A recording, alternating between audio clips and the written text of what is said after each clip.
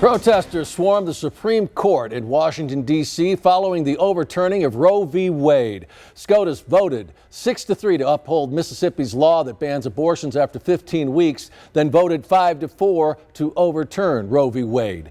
The court's ruling does not make abortion illegal, but with access to the procedure no longer deemed a constitutional right.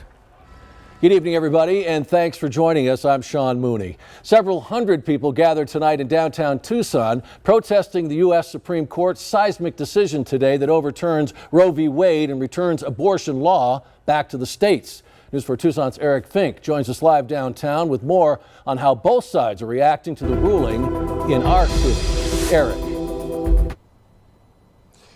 Sean, the pro-life movement had hoped for this for decades, and tonight pro-choice Southern Arizonans are angry, and they say this is the beginning of the fight.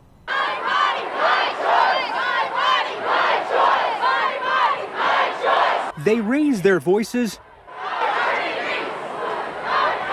and then they marched.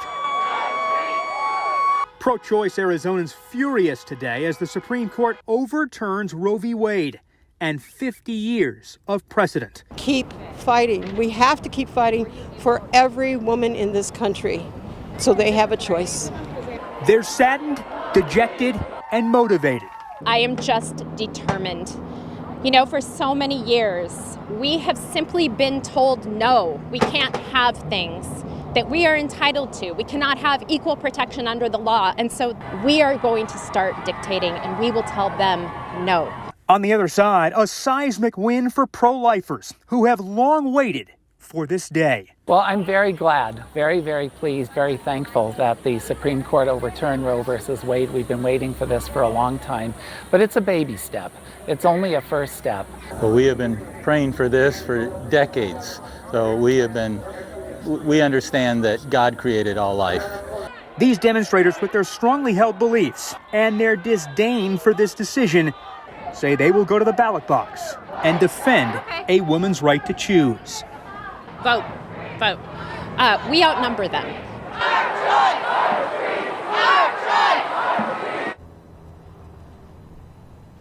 And back out here live. Now, for the last several weeks, the group Arizonans for Reproductive Freedom has worked to get a ballot initiative in front of voters this November. Their goal? To make abortion a constitutional right here in Arizona. They need to turn in more than 355,000 valid signatures from registered Arizona voters by July 7th. We're live tonight downtown. I'm Eric Fink, News 4 Tucson. And thank you, Eric. More reaction to today's historic ruling is pouring in from local and state leaders. News 4 Tucson's Nicole Costantino breaks down which officials support the decision and those who oppose it. Pretty polarizing feedback depending on what side you support. Some say this decision has been a long time coming. Others say the fight isn't over.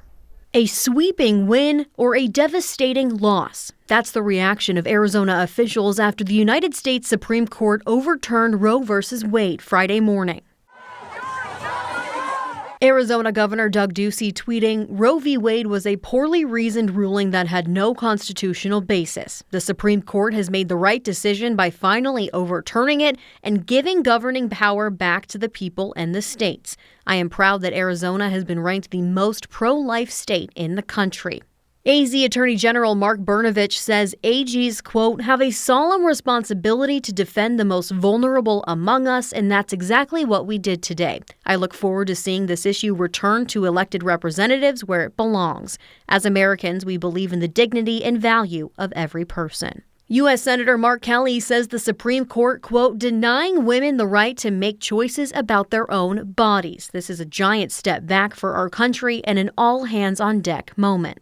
U.S. Senator Kyrsten Sinema is echoing Kelly, saying a woman's healthcare choices should be between her, her family, and her doctor.